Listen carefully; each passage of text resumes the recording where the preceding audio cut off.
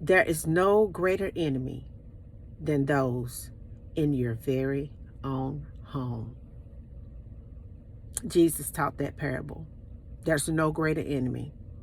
Many of you are hurting today because of something that happened in your family. Those people that you grew up with, that you called your sister, your brother, your aunts, your uncle, your mom, your dad, your grandparents, your extended family.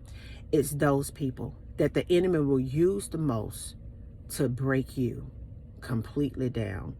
Have you ever wondered, as chosen people, why in the world was I chosen to be a part of this crazy family?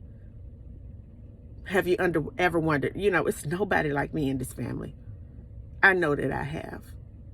And I used to wonder, why would God allow me to fall so deep into a pit? But God revealed to me the reason why he allows some of us to be just in a deep, dark pit, in a family full of just craziness, so we can cleanse that bloodline. It's no way at all that Abraham would be the father of faith had he not had the strength, the courage, and the obedience to obey God and walk away from all of his family. There's no way he would have ever been able to really reach his full potential in our Father. There's no way he would ever be able to have a personal experience with a God that created all of this. There's no way he would be able to say, God is my provider. And I want you to understand today that sometimes when you go through hell, in a family, you are being refined to do a great work. You were born into that crazy family so that you could clean that bloodline out, so that you could break the curse that's off of that family. God is trying to give you a personal experience with him so that you can give him a name. For me, he is a sustainer. No matter what goes on, he sustains me. He protects me. He provides for me. He loves me the way I'm supposed to be loved. So therefore, I don't ever look for it outside of myself, because I know that it's all around me, it's flowing through me, because it's God. He lives on the inside of me. But it came through pain, and it came through trials and tribulation, and it came through being turned on by my own family. See, I want you to understand that there's no greater enemy in your life sometimes than those that you share blood with. Spiritual things that separate us. It's the spiritual things that cause us to have discomfort. It's the spiritual things that causes us to have conflicts with people that are not really true believers of God. See, you can say that you believe God all you want to, but you can try it all you want to, but your words and actions match. See, blessed are the pure in your heart, because you're going to see God. Because out of the heart flows the issues of your life. I want you to understand that out of your heart, it will just trickle and trigger you to say things that you can't believe that you said. But the reason why you said it is because it was in there. It was in your heart.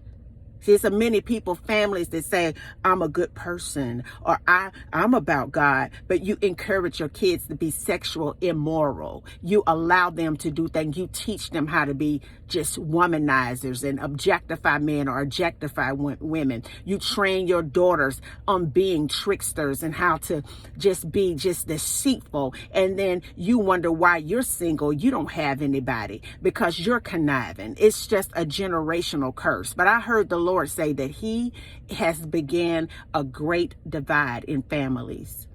He's ripping them completely apart.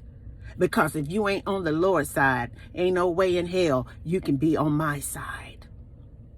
And I want to encourage somebody today that may have turned to your family and you looked at them and you saw that they chose somebody outside of your family. Because I want you to understand, I understand what that feels like, because that's how it goes in mine. I've seen people that would rather bless a stranger and retire a stranger, help a stranger, than help their own family.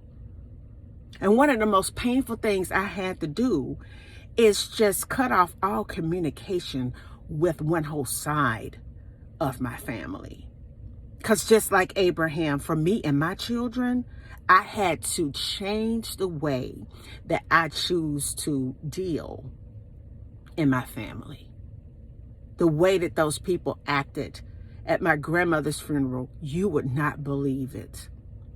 They would not even give her peace in her death.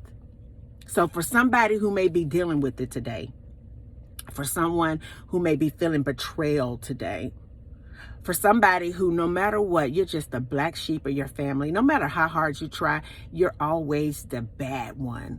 For somebody who's been just dislocated, you're wandering, you're in the wilderness right now because you don't know who to call on.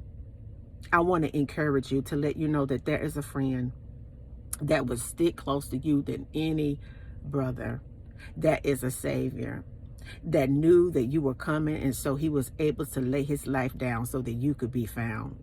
There is a God that created us all in his beautiful image so that we could have power and dominion and subdue things in this earth. He's a sustainer. He's a provider. He's the bright and morning star, baby. He is the great I am. He's the Alpha. He's the Omega. He's the lover. He is the sustainer. He is all the good things that you could possibly imagine. He is a family when you need him. He is a counselor if you need somebody to talk to. He is a way maker if you need a way made. He will make your crooked path straight. He is a light that will guide you in any dark place. He is a love that if you ain't ever experienced what true love is before in your entire life, I challenge you to try my God. He is the lover of all lovers. He will love you straight up out of brokenness, because I am a living witness.